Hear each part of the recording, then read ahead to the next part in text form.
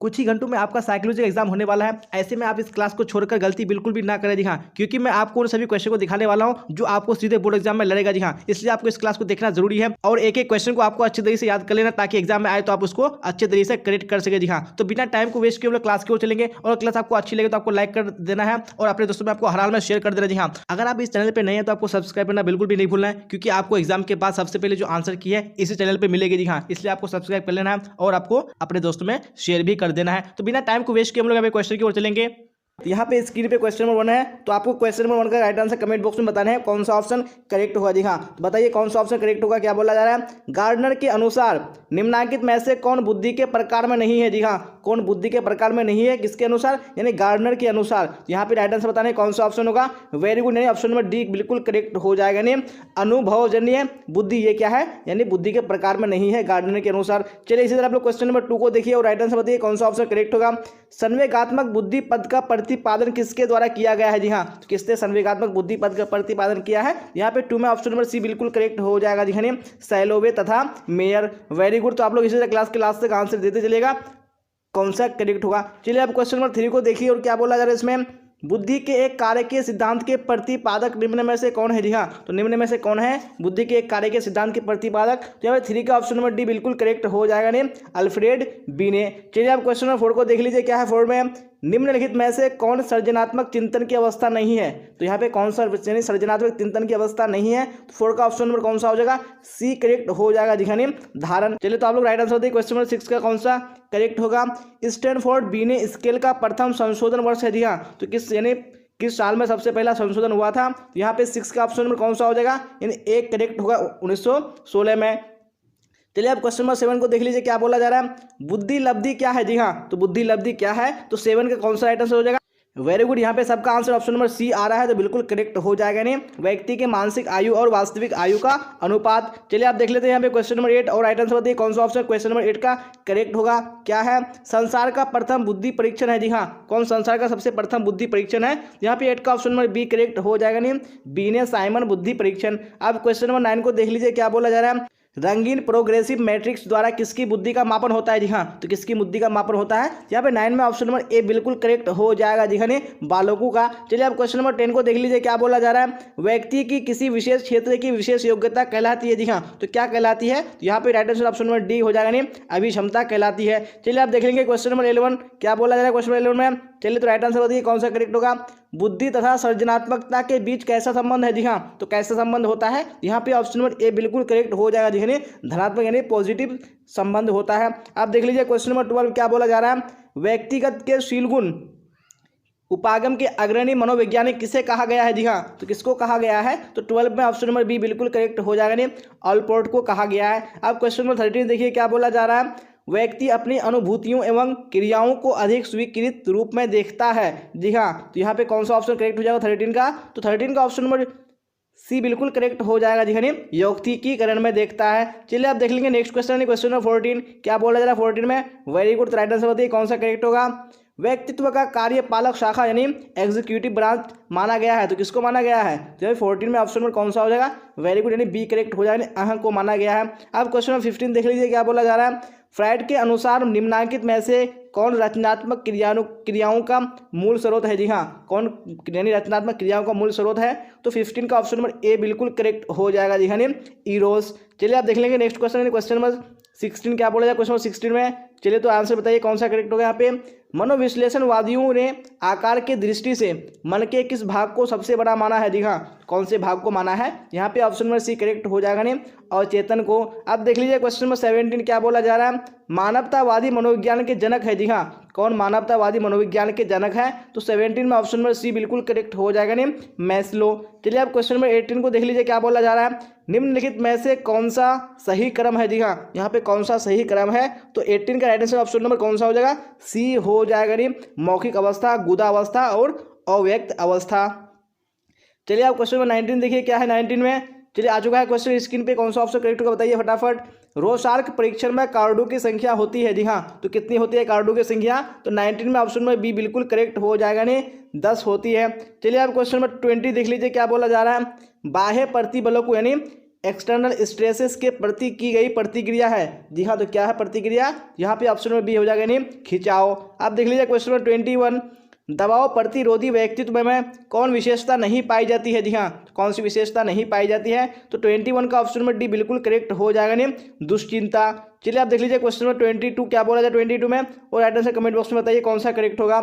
तनाव के कारण शारीरिक रोगों का प्रतिशत है। जी हाँ, तो कितना प्रतिशत है? तो 22 में ऑप्शन नंबर सी बिल्कुल करेक्ट हो जाएगा, नहीं 50 से 73%। अब क्वेश्चन नंबर 23 देख लीजिए क्या बोला जा रहा है, किसने संज्ञानात्मक मूल्यांकन प्रणाली विकसित किया? जी हाँ, तो किसने किया है? तो 23 में ऑप्शन नंबर कौन सा हो जाएगा? बी बिल्कुल करेक्ट हो जाएगा, जी हाँ, जेपी दास एवं नागलेरी हो जाएगा। चलिए आप देख लीजिए क्वेश्चन नंबर 24 क्या बोला जाए 24 में, निम्नांकित में इरोस तथा थेनाटोस का तात्पर्य किससे है? जी हाँ, तो इरोस और थेनाटोस का तात्पर्य किससे है? तो 24 का आंसर ऑप्शन नंबर सी हो जाएगा, जी हाँ, जीवन एवं मृत्यु मूल प्रवृत्ति से। आप देख लेंगे क्वेश्चन नंबर 25 और आप लोग कमेंट बॉक्स में राइट आंसर बताइए 25 का कौन सा ऑप्शन करेक्ट होगा।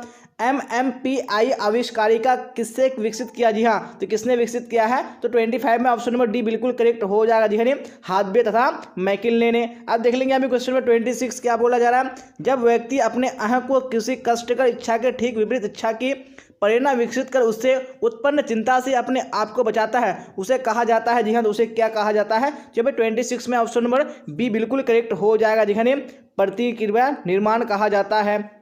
चलिए आप क्वेश्चन 27 देख लीजिए क्या बोला जाए 27 में, व्यक्तित्व का आत्म सिद्धांत यानी सेल्फ थ्योरी किसने प्रतिपादित किया? जी हाँ, तो किसने प्रतिपादित किया है? तो 27 में ऑप्शन नंबर सी बिल्कुल करेक्ट हो जाएगा, नहीं रोजर्स ने। चलिए आप देख लेंगे क्वेश्चन नंबर 28 में क्या बोला जा रहा है, वेरी गुड। तो राइट आंसर बताइए कौन सा ऑप्शन करेक्ट होगा। शेल्टन के व्यक्तित्व का आयताकार प्रकार करिश्मर के किस व्यक्तित्व प्रकार से मिलता जुलता है? जी हाँ, तो किस प्रकार से मिलता जुलता है? तो 28 में ऑप्शन नंबर सी बिल्कुल करेक्ट हो जाएगा, नहीं पुष्टकाय प्रकार से। आप देख लीजिए क्वेश्चन नंबर 29 क्या बोला जा रहा है, कैरेन हॉर्नी के व्यक्तित्व सिद्धांत का क्या नाम है? जी हाँ, तो क्या नाम है? तो 29 में ऑप्शन नंबर सी बिल्कुल करेक्ट हो जाएगा, नहीं सामाजिक मनोवैज्ञानिक सिद्धांत। चलिए आप इसी तरह क्वेश्चन नंबर 30 देखेंगे और आप लोग कमेंट बॉक्स में राइट आंसर बताइए कौन सा ऑप्शन करेक्ट होगा 30 का।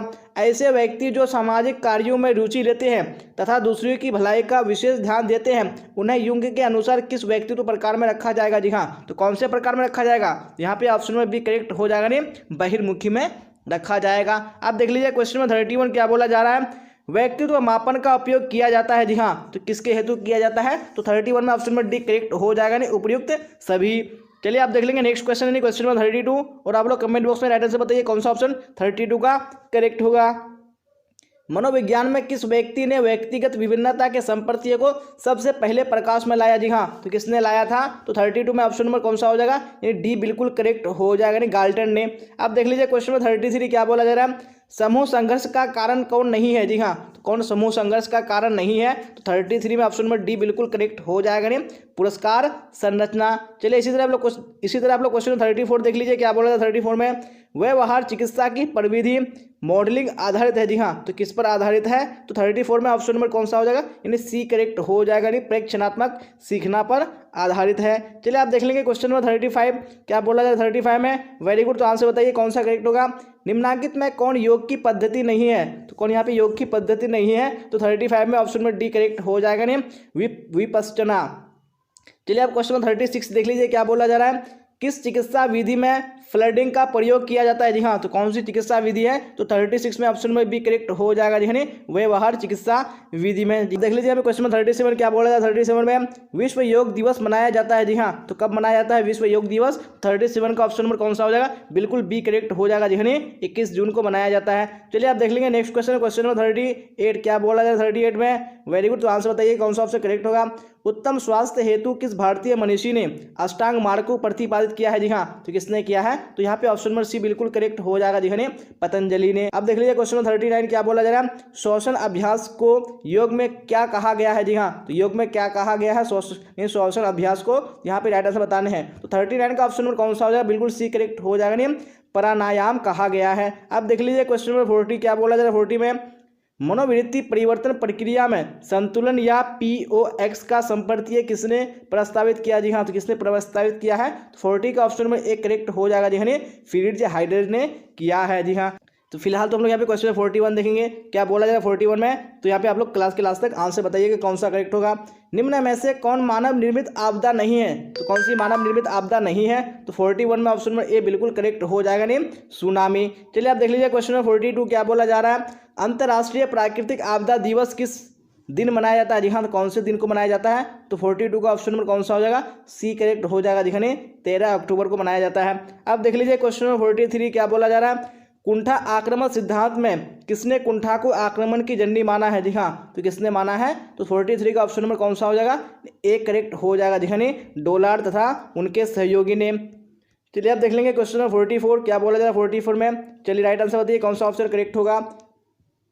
दूरदर्शन पर आक्रामक दृश्य देखने से बच्चों में, जी हाँ, तो क्या हो जाती है, तो 44 का ऑप्शन में कौन सा हो जाएगा, यानी एक करेक्ट हो जाएगा, आक्रामकता बढ़ जाती है। अब देख लेंगे नेक्स्ट क्वेश्चन, क्वेश्चन नंबर 45 क्या बोला जा रहा है।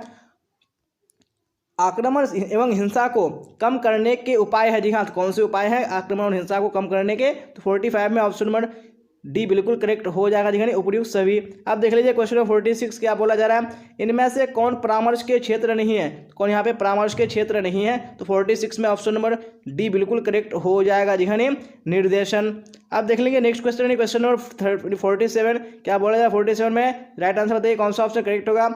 बिना परीक्षण में परीक्षक परीक्षित समूह के साथ घुल मिलकर घटना का अवलोकन करता है, जी हाँ, तो यहाँ पे कौन सा राइट आंसर हो जाएगा 47 का ऑप्शन, तो बिल्कुल ऑप्शन नंबर सी करेक्ट हो जाएगा, जी हाँ, सहभागी परीक्षण में। अब देख लेंगे क्वेश्चन नंबर 48 क्या बोला जाए 48 में, तो आप लोग कमेंट बॉक्स में राइट आंसर बताइए कौन सा ऑप्शन करेक्ट होगा। साक्षात्कार का उद्देश्य है, जी हाँ, तो क्या उद्देश्य है, तो 48 का ऑप्शन नंबर डी बिल्कुल करेक्ट हो जाएगा, उपयुक्त सभी। अब देख लीजिए क्वेश्चन नंबर 49 क्या बोला जा रहा है। परामर्श में संबंध होता है, जी हाँ, तो कैसा संबंध होता है, तो 49 में ऑप्शन नंबर कौन सा हो जाएगा, वेरी गुड, यानी बी करेक्ट हो जाएगा, सहायता परक। अब देख लीजिए क्वेश्चन नंबर 50 क्या बोला जाए 50 में, और राइट आंसर कमेंट बॉक्स में बताइए कौन सा ऑप्शन करेक्ट होगा।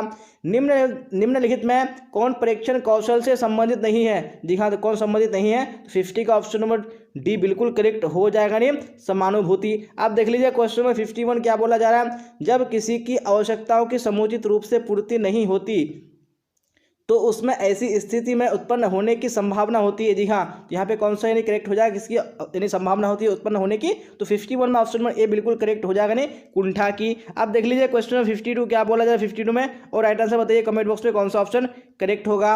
अपराधी व्यवहार के जैविक कारक है, जी हाँ, कौन से यहाँ पे जैविक कारक है अपराधी व्यवहार के, तो 52 का right answer option number C हो जाएगा, दिखाने XYY क्रोमोसोम्स का होना।